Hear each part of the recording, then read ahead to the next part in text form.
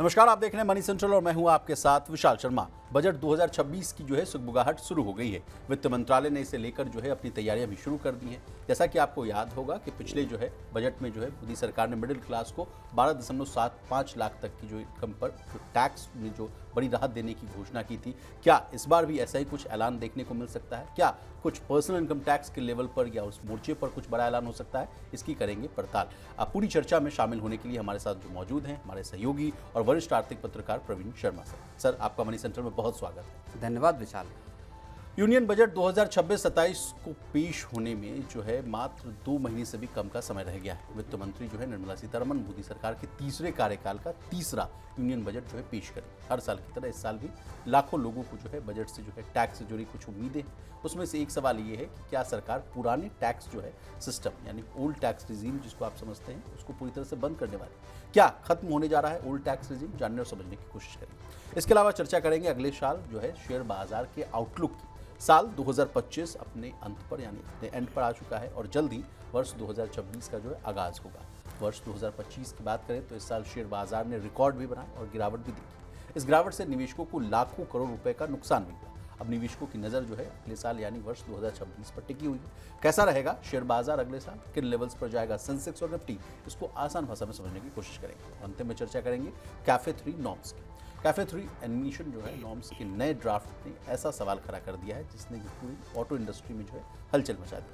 वजन के यानी जो वेट के आधार पर छूट देने के प्रस्ताव को लेकर जो है कंपनियों के बीच जो है मतभेद खुलकर सामने आ रहे हैं। कुछ दिन पहले ही हमने आपको कहा था कि JSW-MG और टाटा मोटर्स ने इस मामले को लेकर PMO का रुख किया था। अब खबरें आ रही हैं कि इसी मुद्दे पर प्रधानमंत्री कार्यालय को किया ने भी पत्र लिखा है।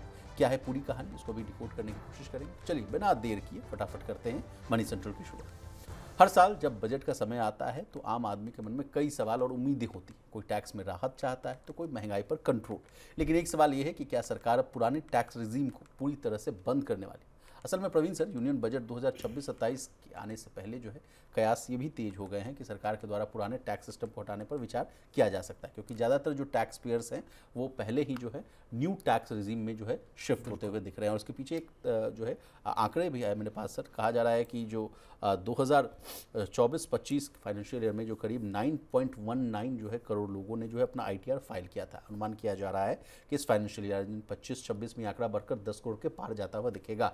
जैसा कि उस समय भी हम लोगों ने डिस्कस किया था कि 73% people have opted for new tax regime, तो वो आंकड़ा भी स्वाभाविक है कि बढ़ता हुआ दिखेगा। तो 75% के आसपास बढ़ने की उम्मीद है। लेकिन बड़ा सवाल यही है सर कि ओल्ड टैक्स रिजीम को क्या पूरी तरह से बंद कर देगी सरकार? नहीं, बिल्कुल जैसा आप बता रहे हैं कि पुरानी टैक्स रिजीम धीरे धीरे ऑब्सोलीट होती हुई दिखाई दे रही है। सरकार ने जब इस वित्त वर्ष के लिए जब बजट पेश किया था फरवरी में इसी साल, उसमें जिस तरह का ऐलान किया गया सैलरीड क्लास के लिए 12,75,000 तक की टैक्स छूट कर दी जी। और उसके बाद और उसका जो एक मकसद था सरकार का कि किसी भी तरह से हमको पुरानी टैक्स रिजीम से बाहर निकालना है, ज़्यादातर लोगों को हमको नई टैक्स रिजीम में लेकर आना है। सरकार का वो दरअसल जो एक ऑब्जेक्टिव था वो पूरा होता हुआ दिखाई दे रहा है। माना ये जा रहा है कि सिर्फ़ और सिर्फ 20% बल्कि उससे भी कम लोग अब पुरानी टैक्स रिजीम में मौजूद रह गए हैं, यानी 80% से ज़्यादा जो टैक्स पेयर्स हैं उन्होंने नई टैक्स रिजीम को ऑप्ट किया है, चुन लिया है। अब इससे इस बात के कयास लगाए जा रहे हैं, चूँकि माना ये जा रहा है कि सरकार टैक्स छूट के मोर्चे पर इस बजट में शायद कोई बहुत बड़ी छूट अब नहीं देगी, क्योंकि पिछले साल के बजट की जो छूट है और हम कल भी जो बजट को लेके कल जो हम डिस्कशन कर रहे थे फिस्कल डेफिसिट को लेके, उसमें जो सरकार के खजाने के सामने जो समस्या पैदा हो रही है रेवेन्यू के एंड पे जहाँ पे शॉर्टफॉल नज़र आ रहे हैं, वो दिक्कत अब सरकार उससे उबरने के लिए टैक्स छूट अब नई देने की स्थिति में संभवतः नहीं रहेगी, क्योंकि खजाने पे बर्डन है। लेकिन पूरे का पूरा जो टैक्स का सिस्टम है और ख़ास तौर पे पर्सनल इनकम टैक्स का जो सिस्टम है, उसमें सरकार उसको स्ट्रीमलाइन करने के जिस मकसद से नई टैक्स रिजीम को लेकर आई थी, वहाँ पे सरकार ये हो सकता है कि कदम उठाए कि जब 2026 का बजट पेश किया जाएगा उसमें पुरानी टैक्स रजीम को नमस्ते या बाय बाय कह दिया जाए विचार। जी, तो इससे क्या कोई नुकसान भी हो सकता है सर? ये भी हम समझना चाहेंगे। मान लीजिए हमारे जो व्यूअर्स हैं जो लगातार करोड़ों की संख्या में हैं, अब वो जो टैक्स फाइल करते हैं तो उनके मन में एक सवाल तो आएगा कि मान लीजिए ओल्ड टैक्स रेजिम को अगर खत्म कर देगी सरकार तो क्या उससे उनको नुकसान होगा? हालांकि एक जो रिपोर्ट आ रही है उसमें कहा जा रहा है कि 8.5 लाख तक का अगर आपको डिडक्शंस का फायदा लेना है then only it is beneficial कि आप फाइल करिए ओल्ड टैक्स रेजिम के तहत, नहीं तो आपके लिए न्यू टैक्स रेजिम ही सही है। नहीं, बिल्कुल जो आप बात करें कि 8.5 लाख रुपए तक के ऐसे अलग अलग अनुमान हैं जिनमें ये कहा जा रहा है कि अगर आप मैक्सिमम छूट का फ़ायदा उठाना चाहते हैं पुरानी टैक्स रजीम में, तो कम से कम आपके 8.5 लाख रुपए के आपके डिडक्शन आपके पास हों, चाहे होम लोन का इंटरेस्ट हो, प्रिंसिपल हो, ATC HRA हो, ATC हो, इंश्योरेंस हो, इन सब को मिला के आप 8.5 लाख रुपए का क्लेम अगर कर पाने की हैसियत में है तभी आपको पुरानी टैक्स रजीम फ़ायदेमंद हो सकती है। जी, और इस दायरे में या इस लिमिट पे पहुंचने वाले लोगों की तादाद बहुत कम है। जी, उतने डिडक्शंस को अचीव करना, हासिल करना, उसके लिए उतना पैसा इन्वेस्ट करना, मान लीजिए आप घर खरीद रहे हैं तो उतना उसका ब्याज और उस पे के प्रिंसिपल पे छूट ले पाना, तो इन सब चीज़ों से और फिर उसकी जो फाइलिंग है आपकी, दुनिया भर के कागजात आप इकट्ठे करते फिरिए, उसके बाद उनको CA को दीजिए, फिर वेरिफिकेशन होगा। नई टैक्स रजीम में दरअसल सरकार ने इन सब बॉटलनेक्स को, इन सब हर्डल्स को ख़त्म कर दिया। जी, और अब जब इस साल जब 12 लाख रुपए तक की छूट दी गई, 12,75,000 रुपए तक की छूट दी गई, तो उसने इस प्रोसेस को आम लोगों के लिए इतना आसान कर दिया कि अब लोग बिल्कुल बेफिक्र होकर अपना ITR फाइल कर पाते हैं। और यही वजह है कि शायद पुरानी टैक्स रजीम अब ज़्यादातर लोगों के लिए गैर फ़ायदेमंद रह गई है, क्योंकि 12 लाख रुपए तक की जो जिनकी कमाई है वो सीधे तौर पे जी। उनको उसका फ़ायदा हो गया है। तो मुझे लगता है ऐसा कि अब चूंकि पुरानी टैक्स रजीम का कुछ फ़ायदा ज़्यादा लोगों के लिए रह नहीं गया, हो सकता है सरकार इस प्रैक्टिकलिटी को समझते हुए हो सकता है नई टैक्स रजीम को और आसान बनाने की कोशिश करे और उसके साथ पुरानी टैक्स रजीम को नए इस वित्त वर्ष के साथ इसको समाप्त कर दे। जी, आप कहना चाह रहे हैं कि ल्यूक्रेटिव और अट्रैक्टिव बनाने की और कोशिश की जा सकती है, लेकिन न्यू टैक्स रेजिम को करने की कोशिश बिल्कुल, ल्यूक्रेटिव तो मुश्किल है। ल्यूक्रेटिव का मतलब ये हुआ कि नई टैक्स रजीम में क्या सरकार और ज़्यादा बेनिफिट्स देगी, वो मुश्किल दिखाई दे रहा है। जी। कुछ डिडक्शंस की मांग लगातार की जा रही थी कि लोग मान लीजिए इन्वेस्ट या सेव क्यों करें।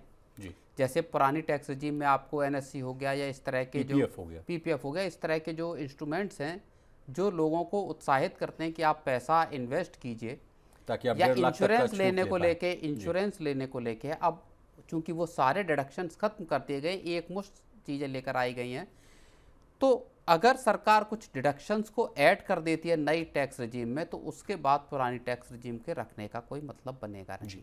जी, प्रवीण सर, अब मैंने आपसे इसलिए बोला कि ल्यूक्रेटिव बनाने की कोशिश, क्योंकि लगातार कुछ रिपोर्ट्स में ये भी बात सामने आ रही थी, जैसे CII हो गया, एसोचैम हो गया, और तमाम जितने भी जो है प्री बजट मीटिंग में लोग जो वित्त मंत्री से जाकर मिलते हैं, उनके तरफ से एक बार फिर स्वर जो है सामने आते हुए दिखे थे कि भाई ये जो लिमिट है 1275, ये भी थोड़ा नाकाफ़ी है, इस लिमिट को भी थोड़ा बढ़ाना चाहिए। 20 लाख, 30 लाख, 50 लाख तक की भी बात कही जा रही थी। कई मीडिया रिपोर्ट्स को मैंने भी आपके साथ डिस्कस करने की कोशिश की थी। इसका भी जवाब आप दे दीजिए सर, क्या सरकार इस लिमिट को भी बढ़ाती हुई नजर आएगी इस बजट में? नहीं, नहीं, उसमें जो डिमांड्स आई हैं उसमें मेजरली ये डिमांड आई है कि जो आपका जो टैक्स के स्लैब्स हैं उसको आपको बढ़ाना होगा। जब 50 लाख रुपए तक की जिसकी इनकम है उस पर फिर मैक्सिमम 30% का सरकार को टैक्स लेना चाहिए, उसके नीचे फिर आप उसको कम करते हुए जाएं। जी। 12,75,000 तक तो जीरो टैक्स है, वो है ही।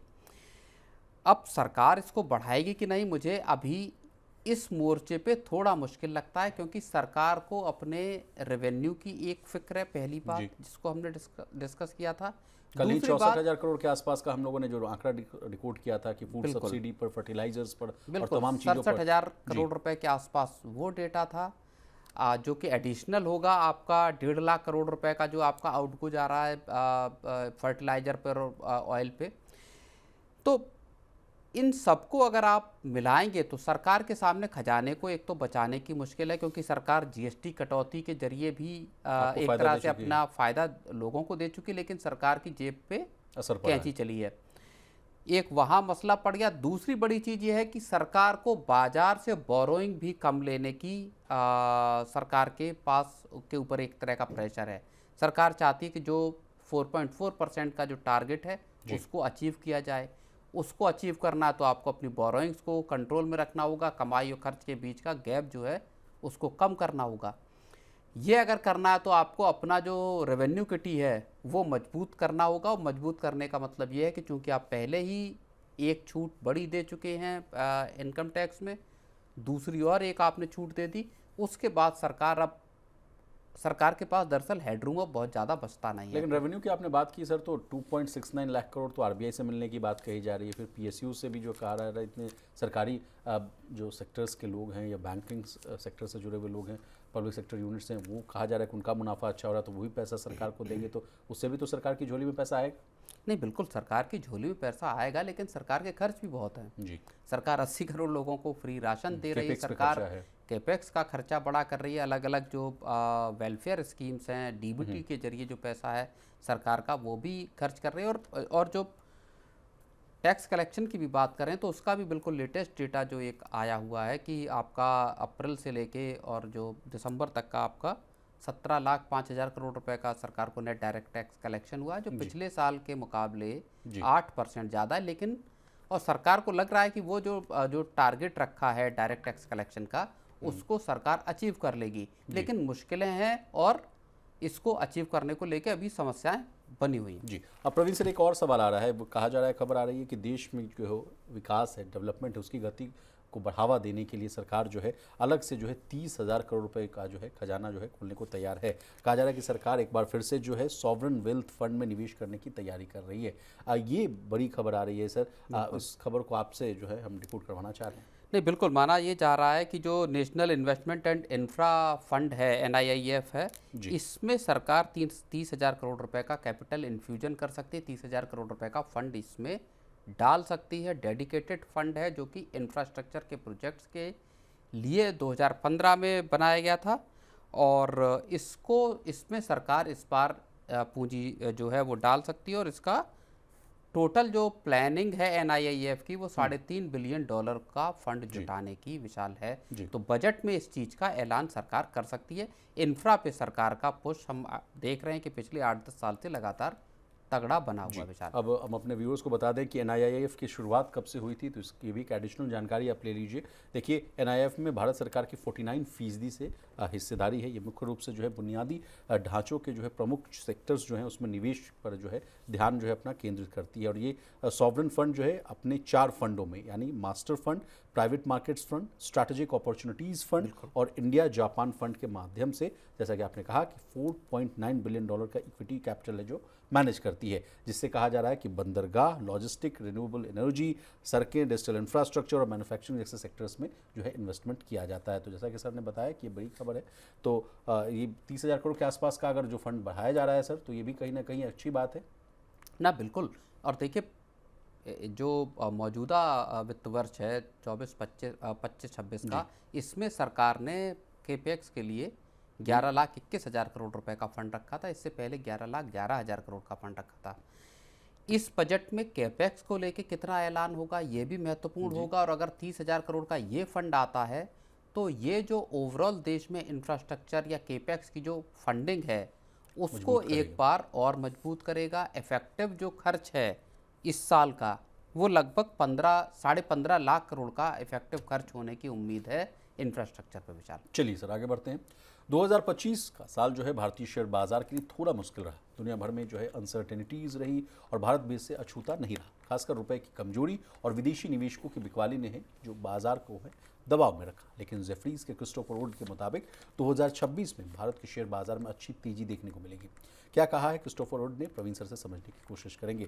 सर, कहा जा रहा है कि 10 से 15% की तेजी देखने को मिल सकती है। 2026 में सेंसेक्स जो है 1 लाख के आंकड़े को पार कर पाएगा। और अभी फिलहाल हम लोग देख रहे हैं तो निफ्टी में भी है, हालांकि रिकॉर्ड्स तो बन ही रहे हैं, आसपास में है।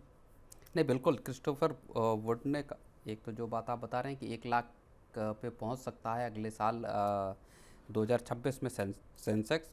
उसके अलावा उन्होंने बहुत सारे फैक्टर बताए जिसकी वजह से ऐसा मुमकिन हो सकता है। एक तो उन्होंने ये बताया है कि कंपनियों की जो अर्निंग्स हैं उसमें सुधार आता हुआ दिखाई दे रहा है। एक जो इकॉनमी में जो ब्याज दरों के एक नरम होने का जो रुझान इस साल की शुरुआत से स्टार्ट हुआ वो आगे भी जा सकता है और इसकी वजह से बाजार में पैसे की जो लिक्विडिटी की जो सिचुएशन है वो ठीक रह सकती है। जी। तो इन सब की वजह से और ख़ास तौर पर एआई एक बड़ा फैक्टर है। इन सब फैक्टर्स को अगर आप मिला लेंगे तो मार्केट्स पे इसका बेहतर असर दिखाई दे सकता है और उस वजह से जी। सेंसेक्स जो है वो 1 लाख के लेवल तक जा सकता है। जी, आपने एआई वाली बात छेड़ दी है सर। तो जेफरीज के जो क्रिस्टोफर वुड साहब हैं, उन्होंने कहा कि 2025 में दुनिया भर में एआई यानी जो है आर्टिफिशियल इंटेलिजेंस सबसे बड़ा निवेश का ट्रेंड रहा है। अमेरिका में एआई से जुड़ी कंपनियों में जमकर पैसा लगा। ये बातें वो कहते हुए नजर आ रहे हैं। अमेरिका का बाजार ठीक रहा लेकिन बहुत तेज भी नहीं रहा। कोरिया, ताइवान और चीन जैसे देश भी एआई ट्रेंड में आगे रहे। अब लेकिन भारतीय बाजारों को लेकर उन्होंने कहा, अभी अगर आप देखेंगे भारत में बिल्कुल इसी महीने की बात है, दिसंबर में ही गूगल और माइक्रोसॉफ्ट दोनों ने लगभग $3.5 बिलियन का, अगर मैं गलत नहीं, $3.5 बिलियन के आसपास का इन्वेस्टमेंट इसका माइक्रोसॉफ्ट का और गूगल का इनका इन्वेस्टमेंट हुआ है। तो और अमेजोन का भी इन्वेस्टमेंट है इतना। तो ये लगातार जितनी ग्लोबल कंपनियां हैं भारत में एआई डेटा सेंटर इस पर हैवी इन्वेस्टमेंट कर रही हैं। जी। इसके जरिए बड़े पैमाने पर भारत में नौकरियां भी पैदा होने की उम्मीद है और इकोनॉमी को भी रफ्तार मिलने की उम्मीद है विशाल। लेकिन एक चिंता वाली बात जो क्रिस्टोफर वुड साहब कह रहे हैं सर कि भारतीय शेयर बाजार को लेकर कि रुपए की जो कमजोरी है वो चिंताजनक बात है। और उन्होंने दूसरा पॉइंट ये रखा कि एफआईएस की बिकवाली।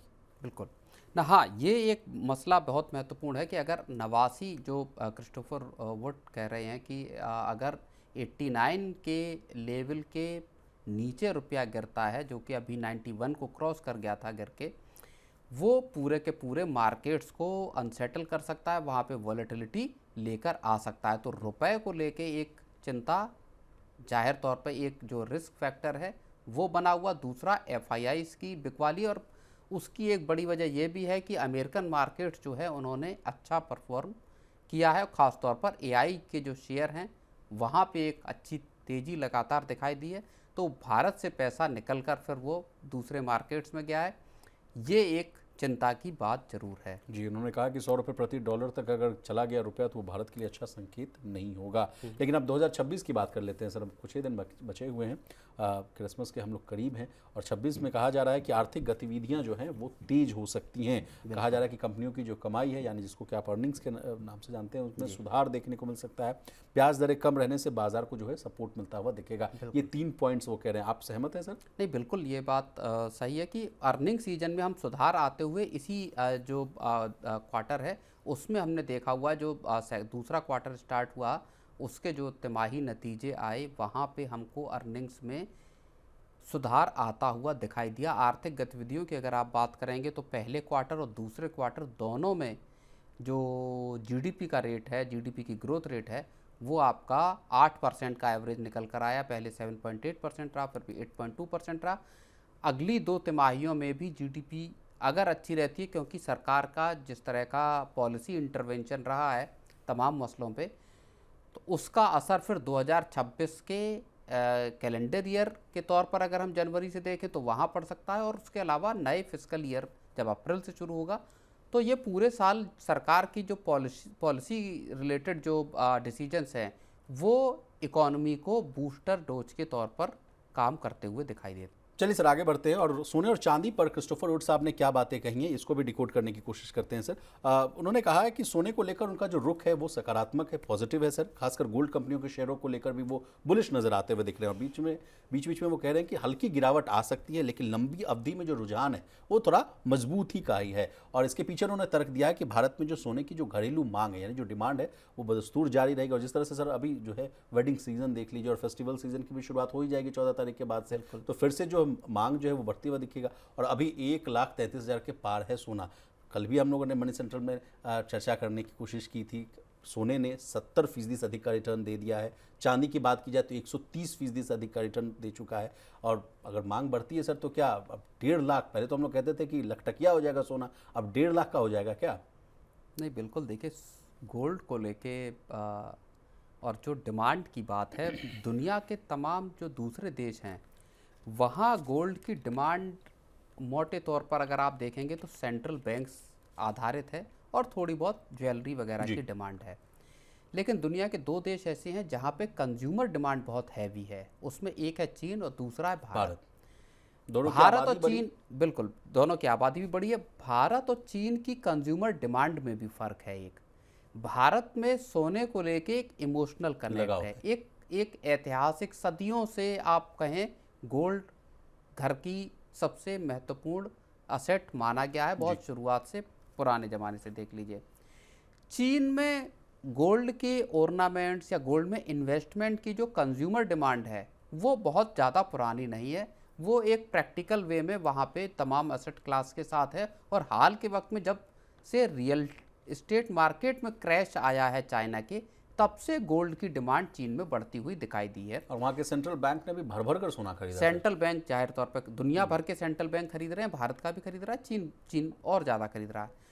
तो भारत में जो कंज्यूमर डिमांड है वो जाहिर तौर पर गोल्ड के प्राइसेस को ऊंचा किए हुए है। सरकार भी इस बात से परेशान है क्योंकि गोल्ड भारत इंपोर्ट करता है, हर साल लगभग 600 से 800 टन के आसपास गोल्ड का इंपोर्ट भारत को करना पड़ता है। और इतना गोल्ड जब हम इंपोर्ट करते हैं तो इंपोर्ट बिल भी चुकाते हैं, तो वो सरकार की जो डॉलर का पूरा मसला है वहाँ जाके गड़बड़ा जाता है। जैसे क्रूड का हिसाब है वैसे ही तो सरकार चाहती है कि साहब देश का सोना किसी तरह से यूज हो, उसमें आए, रिसाइकिल हो, बार बार उसी सोने का यूज़ किया जाए, इंपोर्ट कम करना पड़े, लेकिन वो हो नहीं रहा। और इसी वजह से ग्लोबल डिमांड जो है सो है, भारत की जो घरेलू डिमांड है दरअसल वो भी प्राइसेस को शूट अप करने में बड़ी मददगार साबित हो रही है। अब सर क्रिस्टोफर वुड साहब की बात हो गई तो एक और मार्क मोबियस साहब जो हैं, जिनको देश की जनता जो है, ग्लोबल भी जनता जो है बड़ा बारीकी से सुनती है, उन्होंने भी आर्टिफिशियल इंटेलिजेंस को लेकर चेतावनी दी है, लेकिन इंडिया को लेकर उनका जो रुख है वो बड़ा पॉजिटिव है। उन्होंने भरोसा जताया है और उन्होंने कहा है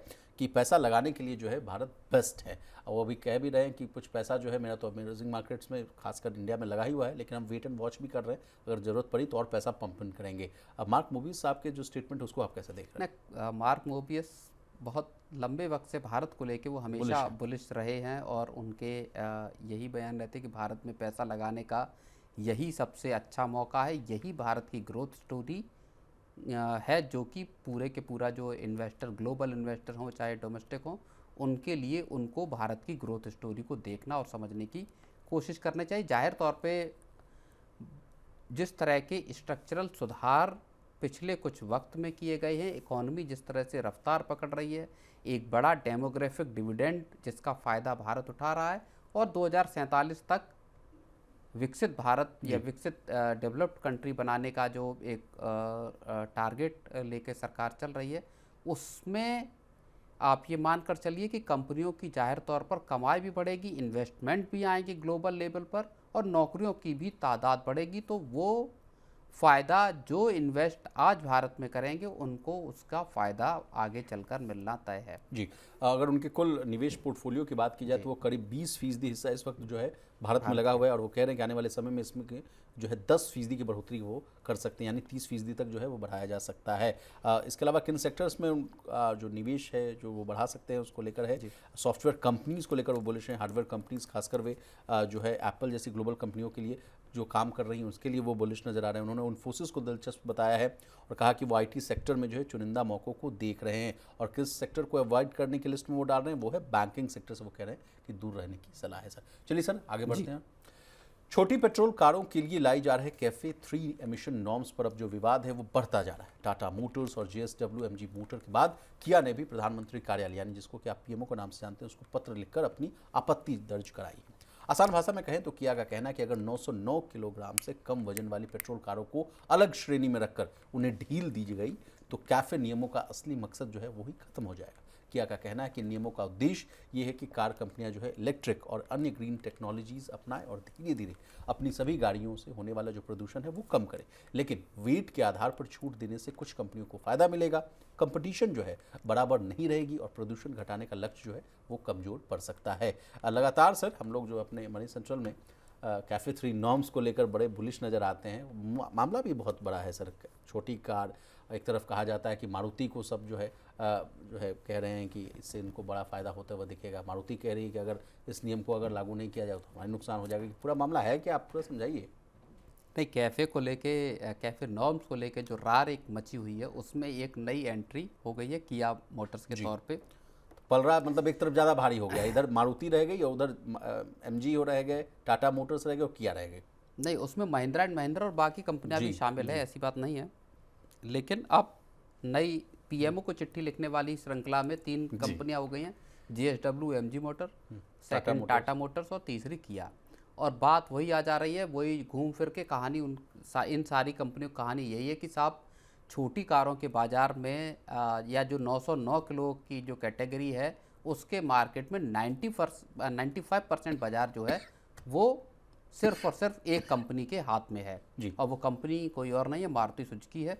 लेकिन मैं आपसे समझना चाहता हूँ कि 909 किलोग्राम वाला मामला ये क्या फंस रहा है सर, ये वाई 909?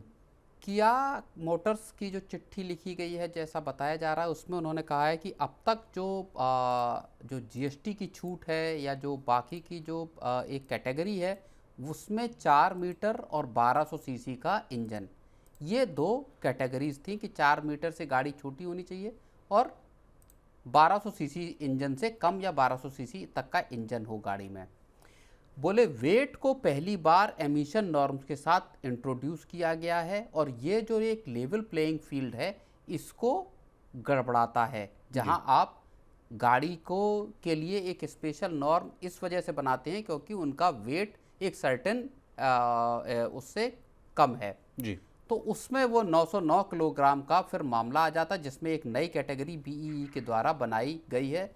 माना ये जा रहा है कि ये जो नई कैटेगरी बनाई गई है जो FY27 से लागू होंगे कैफे 3 के नॉर्म, उसमें मारुति को अनड्यू एडवांटेज या बेनिफिट उसमें मारुति को मिलेगा। छोटी कारों में मारुति की जो बादशाहत है वो उस मार्केट को कैप्चर करने में और ज़्यादा उसकी पकड़ जो है वो बनी रहेगी। इन कंपनियों को लगता है कि यहाँ मारुति को यहाँ इस नॉर्म को या इस कैटेगरी को नहीं बनना चाहिए। लेकिन प्रवीण सर, मारुति का क्या तर्क है, ये भी हम लोग जान लें।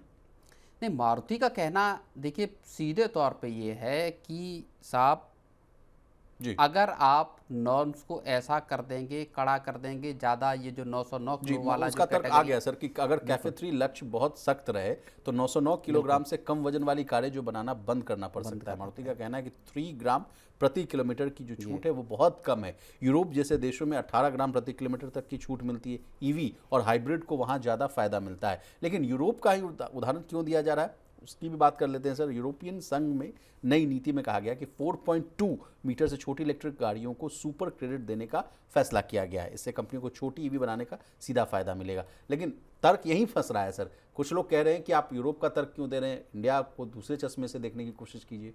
नहीं, मारुति का जो तर्क है वो एक और पैमाने पे महत्वपूर्ण है और वो ये है कि अगर गाड़ी की कॉस्टिंग बढ़ती है तो उनके लिए छोटी कारें बनाना अनवायबल हो जाएगा, एक चीज़। दूसरी, जो छोटी कारें या जो फर्स्ट टाइम बायर है और एक बहुत बड़ा तबका ऐसा जो 4, 5, 6 लाख रुपए तक की गाड़ी खरीदता है, उससे ऊपर जाने की उसकी फर्स्ट टाइम हैसियत बायर्स नहीं की है। आप बात कर रहे फर्स्ट टाइम कार बायर्स जो ऐसे हैं वो फिर उनको आप इस मौके से वंचित कर रहे हैं। जब एक नया एक विकसित भारत बनने की तरफ हम बढ़ रहे हैं, लोगों की पर कैपिटा इनकम बढ़ रही है, वहाँ पे कार खरीदने का जो एक सपना है वो आदमी तभी पूरा कर पाएगा जब उसको एक अफोर्डेबल रेट में एक गाड़ी मिलेगी। और अगर आप इस कैटेगरी को सख्त बना देंगे, कैफे नॉर्म्स को सख्त बना देंगे, तो मारुति के लिए मुश्किल हो जाएगा फिर कम कीमत पर गाड़ी दे पाना। मारुति के लिए क्या, किसी भी दूसरी कंपनी के लिए।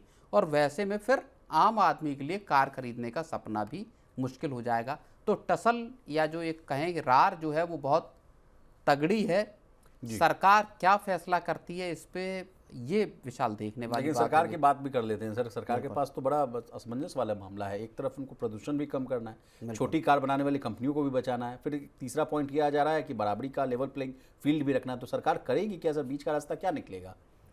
नहीं, देखिए इसको लेके श्याम की पूरे जो मैन्युफैक्चरर्स का जो एसोसिएशन है उसमें कई बार बैठक हुई कैफे नॉर्म्स को लेके कि एक कंसेंसस बन जाए सारी कार कंपनियों के बीच में, और फिर जो कंसेंसस बने उसको सरकार के पास भेजा जाए कि साहब इस पे हम सब राजी हैं। लेकिन वहाँ पे भी कोई कंसेंसस इस मसले पर बना नहीं। तो अब एक तरह से कहें गेंद जो है वो सरकार के पाले में। सरकार को 2 चीज़ें देखनी। सरकार एक तो एमिशन को लेके अपनी चीज़ें कर ही रही है जहाँ पे कि ईवी हो, हाइब्रिड हो, इन सारी चीज़ें। हाइब्रिड को लेके भी मामला चला गया है सरकार के पास जी। कि साहब जो हाइब्रिड कारें हैं इनको इंसेंटिव देना बंद किया जाए, जो इंसेंटिव्स या जो रिबेट्स या सब्सिडीज जो दी जा सिर्फ रही ईवी है को मिले, वो सिर्फ ईवी को दी जाए। क्योंकि उनकी मारुति सेल्स भी हैम्पर हो रही है। बिल्कुल, मारुति और टोयोटा ये दो कंपनियां ऐसी हैं जो स्ट्रांग हाइब्रिड कारें देश में बनाती हैं। इन वहाँ कंपनियों वहाँ का भी मारुति फंसी हुई है। वहाँ भी मारुति का इनिशियली बहुत शुरुआत से तर्क इसी बात को लेके है कि बजाय कि आप फुल फ्लेजेड आप ईवी लेकर आएँ, इससे अच्छा है कि फ्लेक्स फ्यूल वाला लाएं, जहाँ पे कि हाइब्रिड मॉडल रहे कि गाड़ी अगर चाहे तो फ्यूल से भी चल जाए और बैटरी से भी उसमें ऑपरेट होती रहे। वो मकसद ज़्यादा सॉल्व करता है, जहाँ आपको माइलेज भी मिल रहा है और जहाँ आपका एमिशन भी कम होता हुआ दिखाई दे रहा है। लेकिन बाकी की जो कंपनियां हैं जो ईवी में हैं, टाटा हो गई, महिंद्रा हो गई या बाकी एमजी हैं, ये इनका कहना है कि नहीं साहब, ईवी को जो है दिया जाए, हाइब्रिड गाड़ियों को किसी तरह का फ़ायदा नहीं मिलना चाहिए। तो ऑटो सेक्टर में जो इस वक्त जो हलचल मची हुई है वो बेहद दिलचस्प है विशाल। लेकिन एक और बड़ी महत्वपूर्ण खबर आ रही है सर कि अगले साल से झटका लगने वाला है। अगर मान लीजिए किसी को अगर कार खरीदना है, जीएसटी बचत महोत्सव में वो चूक गए, पैसा कौड़ी नहीं जमा कर पाए, सोचे कि नए साल में हैप्पी न्यू ईयर मनाएंगे, उनके लिए तो बड़ा झटका लगने वाला है। कहा जा रहा है कि जो कीमतें हैं वो बढ़ जाएंगी फिर सर। नहीं, देखिए, 1 डेढ़ साल 2 साल लगभग बिक्री हैम्पर रही कार कंपनियों की, कारों की, बाइकों की, लेकिन उन्होंने उस परंपरा को नहीं तोड़ा जिसमें हर साल 1 जनवरी या 2 जनवरी से कीमतें बढ़ाई जाती हैं। ये परंपरा दशकों से चली आ रही है। हर साल ये 1 जनवरी आई, कार कंपनियां उसके पहले चार्ट बना के दे देती कि साहब इस गाड़ी की कीमत 3% बढ़ेगी, दूसरी की 1.5%, 2% बढ़ेगी जी। और सारी कार कंपनियां एक के बाद एक इस चीज़ का ऐलान करती हैं। हम वर्षों से इस चीज़ को होते हुए देख रहे हैं। इस साल और जब एक तरह से सप्लाई का गलत इकट्ठा हो गया, जो इन्वेंट्री की पूरे का पूरा ढेर इकट्ठा हो गया, गाड़ियां बिकना बंद हो गई, डीलर्स नुकसान में चले गए, उसके बाद सरकार को आखिर में स्टेप इन करना पड़ा और सरकार ने जब जीएसटी की छूट दी तब कार कंपनियों ने अपने डिस्काउंट भी दिए और गाड़ियों का बेचना या गाड़ियों का जो पूरी की पूरी पाइपलाइन थी फिर वो खाली होती हुई दिखाई दी। मतलब 28% से जो 18% कम किया गया। बिल्कुल। अब जैसे ही ये इन्वेंट्री लेवल कम हुए, बाकी सारा कुछ दुरुस्त होता हुआ दिखाई दिया पूरा ऑटो सेक्टर में, तो कार कंपनियां फिर से मंसूबा बना रहे हैं कि साहब अब जनवरी आ गई है, वो एनुअल रिचुअल है एक तरह का कि दाम तो बढ़ाना ही हर साल की शुरुआत में। तो अगर मान लीजिए सर 10% भी अगर कीमत बढ़ती है तो जो फ़ायदा सरकार ने देने की कोशिश की थी उतना ही फिर वो तो बराबर हो जाएगा। नहीं, 10% कीमतें बढ़ाना मुश्किल है, 3%, 2% इस तरह की इस रेंज में कीमतें बढ़ना चाहिए। जैसे कि मर्सिडीज़ बेंज 2% का प्राइस हाइक की उसने ऐलान किया है। बाकी कंपनियां भी इसी तर्ज पे ऐलान कर सकती हैं जनवरी में, कार कंपनियां हैं या बाइक मैन्युफैक्चरर हैं। लेकिन कुल मिलाकर ये है कि जो जीएसटी की राहत थी वो बड़ी शॉर्ट लिव्ड रहने वाली है, 2-3 महीने की राहत रही और उसके बाद अब एक बार फिर से ऊंची इनपुट कॉस्ट, जो एम्प्लॉय का कॉस्ट है, वर्कर्स की कॉस्ट है, उस सब को मिलाकर कंपनियां कह रही हैं कि साहब ये इस बोझ को अब हमको झेलना मुश्किल है, अब हमको इसका कुछ हिस्सा तो पास ऑन करना होगा। खर्चा तो बहुत बढ़ गया है लेकिन थोड़ा सा हिस्सा हम ग्राहकों को इसको पास ऑन जरूर करेंगे। लेकिन सर बोझ से बचना है तो 7 दिन बचा हुआ है, अगर किसी को प्लान करना है तो इसके पहले अगर ले ले तो फिर तो बल्ले बल्ले हो जाएगी। नहीं, बल्ले बल्ले वाली देखिए बात अलग है। लोगों को अपने फाइनेंसेस, अपने बैलेंस शीट, अपना जो बही खाता है उसको देख के किसी भी परचेज का फैसला करें। डिस्काउंट फिर भी आएंगे, बरसों से जो डिस्काउंट फंसे हुए थे वो इस साल आए और अच्छे खासे डिस्काउंट मिले, पुरानी कारें सस्ती मिल रही हैं, तो आपके पास ऑप्शन बहुत सारे हैं। पुरानी कारों का मार्केट तो आप समझिए कि बिल्कुल एकदम ठंडा पड़ा हुआ है। वहाँ अगर किसी को लेना है, बजट फ्रेंडली लेनी है, तो पुरानी कारों को भी देख सकते हैं, सर्टिफाइड कारें भी वहाँ मिल ही जाती हैं। तो ओवरऑल कहानी ये है कि चूंकि गाड़ियाँ और इसके जरिए एक फोमो पैदा करने की भी कोशिश की जाती है कि साहब गाड़ियाँ महंगी होने वाली हैं, फटाफट यही 6-7-8 दिन बचे, कुछ और इन्वेंट्रीज जो बची वो भी हम लोग निकाल, हाँ, ले लीजिए फटाफट जो जिसको गाड़ी खरीदना। नहीं तो अब ये खबरें इसी तरह से आती हैं कि साहब गाड़ियाँ महंगी होने वाली हैं। चलिए सर आगे बढ़ते हैं। इकॉनमी मजबूत है लेकिन रुपया गिर रहा है, इस सवाल को लेकर आर्थिक गलियारों से लेकर जो है आम जनमानस में जो है खूब चर्चा हो रही है। पिछले हफ्ते ही रुपया जो है 91 के लेवल को पार कर गया और अपना ऑल टाइम हाई भी बनाया। फिर अचानक इसमें रिकवरी देखने को मिली और ये 89 लेवल के आसपास जो है आकर ट्रेड करता हुआ नजर आ रहा है। इस रिकवरी के पीछे की कहानी ये है कि आरबीआई ने अक्टूबर 2025 में रुपए को सहारा देने के लिए करीब 12 अरब डॉलर जो है अब वो बेचे हैं। सर, इसके पहले तो तर्क ये दिया जा रहा था कि हूबहू जो है एक साइकोलॉजिकल लेवल के पास आया है, वहाँ से रिबाउंड देखने को मिल रहा है, लेकिन असल कहानी तो ये पता चल रही है कि भाई भर भर कर जो है डॉलर बेचा गया। बिल्कुल, ये जो आरबीआई के रुपए को बचाने की एक तरह से कोशिश आरबीआई ने की है, अक्टूबर में वो दिखाई दिया है उसका। और 12 बिलियन डॉलर की बड़ी जो बिक्री है वो रिजर्व बैंक को करनी पड़ी है रुपए को बचाने के लिए। तो एक जो एक ये बात आ रही थी कि आरबीआई चाहता है कि स्ट्रेटजिकली रुपए अपने लेवल को खुद तलाशे और वहाँ पहले भी हम लोग, मैं नहीं आपसे प्रश्न पूछा था सर कि why RBI is not intervening, जबकि पहले ऐसा देखने को मिलता था कि जब भी रुपया गिरता था हो हल्ला बहुत मचता था, तो कहा जाता था कि आरबीआई आएगी बचाएगी। लेकिन इस बार कहा गया, आपने भी कहा कि उसको पहले कहा गया कि अपने हिसाब से सेटल होने दो, लेकिन जब वो साइकोलॉजिकल नंबर 91 के लेवल के पार भी जाता हुआ देखा, उसके बाद जो है रुपये को जो है संभालने की कोशिश की गई और अचानक से देखा गया, हम लोगों के द्वारा भी देखा गया कि सडन जो है 91.22 के लेवल्स के आसपास से जो रिबाउंड देखने को मिला 89 के लेवल के पास आता हुआ देखा। नहीं, तो इसका मतलब ये है कि दिसंबर में आरबीआई ने और डॉलर बेचे होंगे और उसके जब आंकड़े आएंगे, ये भी आंकड़े आए हैं, उसके जब आंकड़े आएंगे, जब दिसंबर के जब आरबीआई के पूरा जो फॉरेक्स मार्केट में दखल के खरीद और बिक्री के आंकड़े आएंगे, उनसे तस्वीर साफ होगी कि दिसंबर में आरबीआई को कितना डॉलर बेचना पड़ा है। लेकिन अभी तक अक्टूबर के जो आंकड़े हैं और इसी चीज़ को जो अभी भी 89 पॉइंट समथिंग 56 के आसपास डॉलर रुपए चल रहा है, इसी चीज़ को देखिए जब हम क्रिसवुड वाली चर्चा कर रहे थे वहाँ पे भी उन्होंने भी इस बात का जिक्र किया कि 89 के नीचे रुपए अगर आता है तो वो पूरे के पूरे मार्केट के लिए एक वोलेटिलिटी वाला मामला पैदा हो सकता है। लेकिन सर और क्या क्या फैक्टर्स, अब रुपए की बात हो रही तो सर इसके गिरावट के पीछे और क्या क्या कारण है? एक तो कारण बताया गया इंडिया यूएस के बीच में जो ट्रेड डील करना होना, कोई और अहम फैक्टर्स जो आप देख रहे हैं? बिल्कुल, एफआईआईस की बिकवाली है, डॉलर की डिमांड है, इम्पोर्टर्स की तरफ से डॉलर की डिमांड है, क्योंकि आप डॉलर लेते हैं फिर उसको अपने जो सप्लायर्स हैं उनको डॉलर आपको पे करना होता है।